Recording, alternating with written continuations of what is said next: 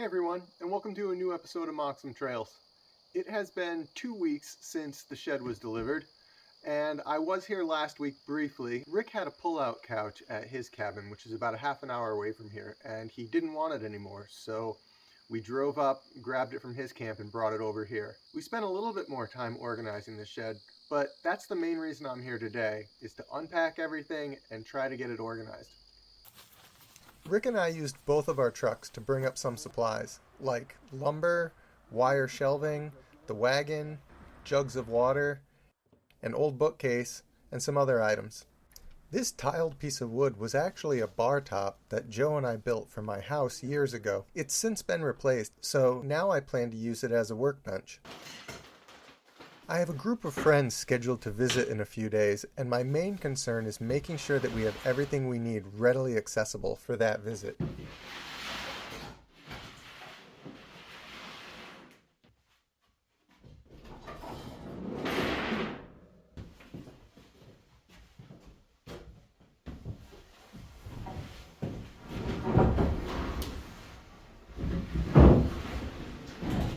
I saved this hearth when my dad got rid of his old pellet stove, thinking that I might be able to use it when I eventually install a wood stove in the shed.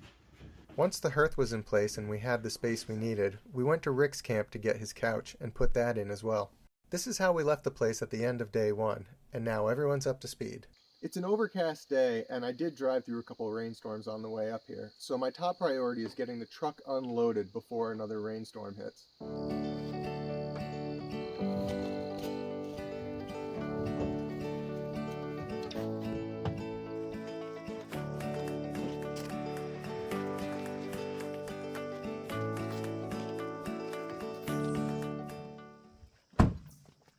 There's definitely a lot to unpack, and I think the tools should be a top priority, but first I need to clear some other things out of the way.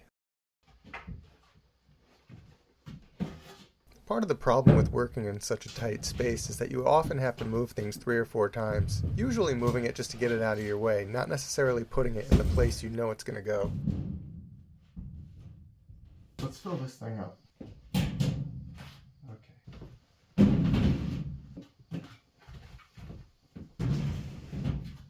I wasn't planning on using this cabinet for kitchen supplies, but for right now, I think this makes the most sense. I bought some pegboard to mount to the walls so that I can hang most of the tools above the workbench.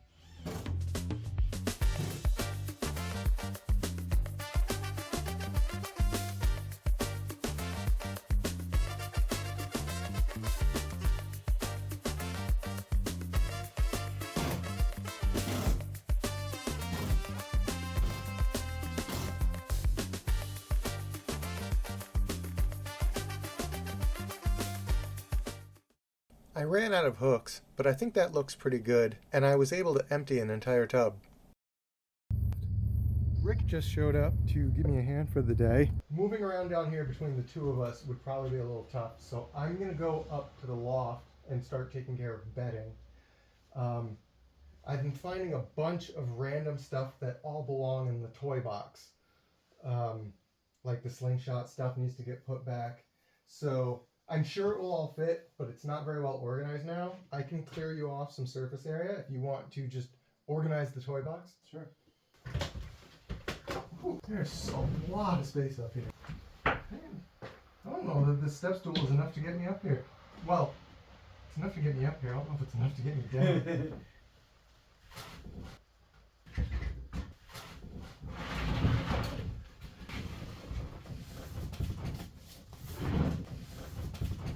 Oh, thank you.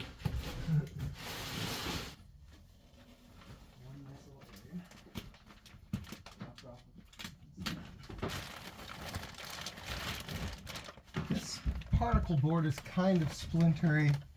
Oh, that's what I need. Rick, on the workbench, it looks like there's 3 tarps, but one of them actually isn't a tarp, it's a mattress bag.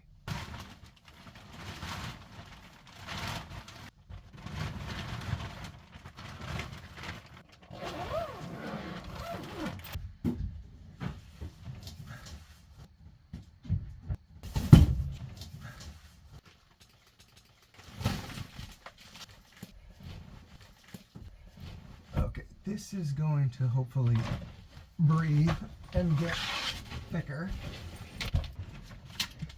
I'm liking this more now. 2 people can sleep up here pretty comfortably.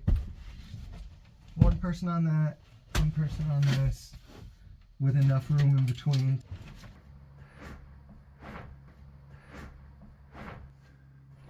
That's good.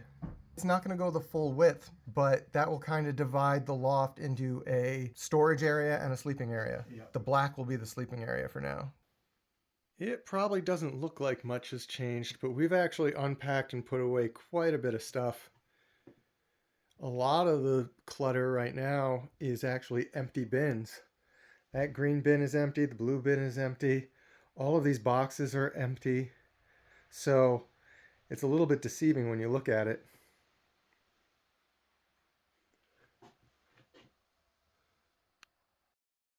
Look at this place.